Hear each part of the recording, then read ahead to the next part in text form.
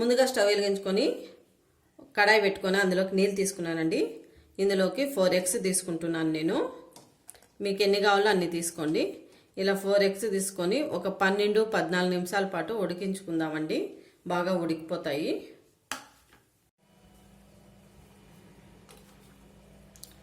Eggs ఉడికిపోయినాయండి. Stove ఆపుకుందాము.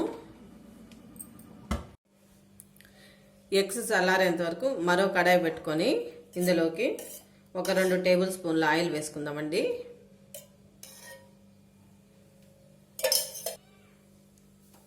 Oil heat ఎక్కిన తర్వాత పెద్ద సైజు ఉల్లిపాయ ఇలా కట్ చేసుకొని ఇందులోకి వేసుకుందాము. వేసుకొని వీటిని మెత్తగా అయ్యేంత వరకు ఫ్రై చేసుకుందామండి ఆనియన్స్ని.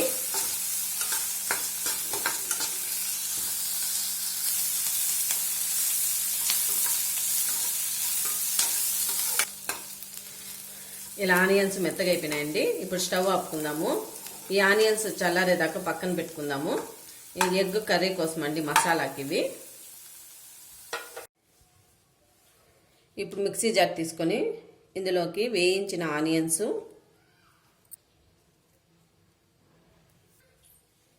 ఒక చిన్న సైజు దాల్చిన చెక్క,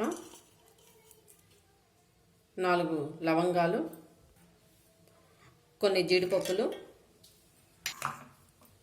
ఒక పెద్ద సైజు టమోటా, అలాగే కొత్తిమీర, ఇందులోకి 1 టేబుల్ స్పూన్ అల్లం వెల్లుల్లి పేస్ట్ వేసుకున్న తర్వాత మూత పెట్టి గ్రైండ్ చేసుకుందామండి.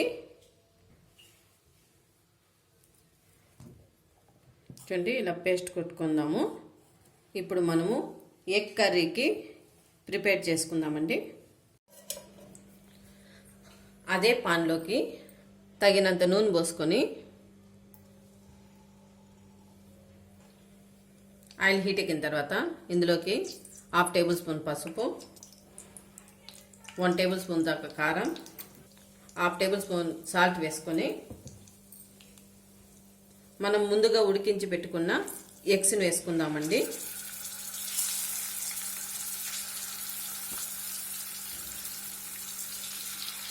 ఇలా వేసుకొని ఒక 2 నిమిషాల పాటు ఈ ఎగ్స్ని బాగా ఫ్రై చేసుకుందాం ఈ నూనెలో.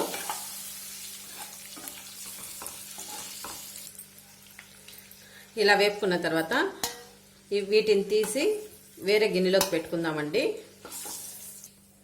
అదే నూనెలోకి మనం ముందుగానే కొద్దిగా ఎక్కువ వేసుకున్నాం కాబట్టి అదే నూనెలోకి మనం ముందుగా ప్రిపేర్ చేసి పెట్టుకున్న ఈ పేస్ట్ని వేసుకుందాము.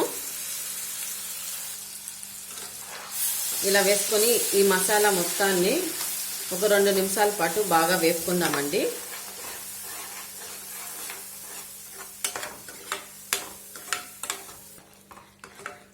ఇలా ఈ మసాలాని ఒక 2 నిమిషాల పాటు వేపుకున్నాం కదండి. ఇప్పుడు ఇందులోకి ఒక బిర్యానీ ఆకు, 1/2 టేబుల్ స్పూన్ జీలకర్ర వేసుకొని ఒకసారి కలుపుకోండి.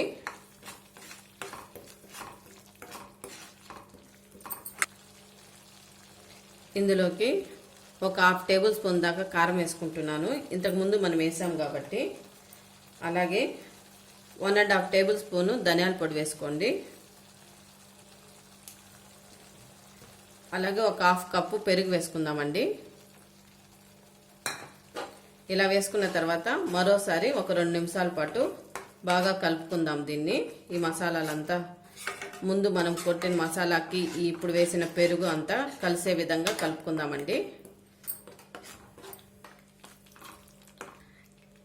ఇలా ఫ్రై చేసుకున్న తర్వాత ఇందులోకి ఒక 1/2 కప్పు వాటర్ పోసుకుందామండి.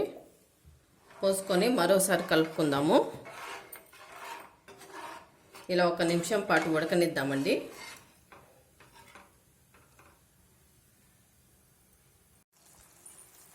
ఇలా 1 నిమిషం పాటు ఉడికిన తర్వాత మనం ఫ్రై చేసి పెట్టుకున్నాం కదండి, ఎగ్స్ని ఇందులోకి వేసుకుందాము.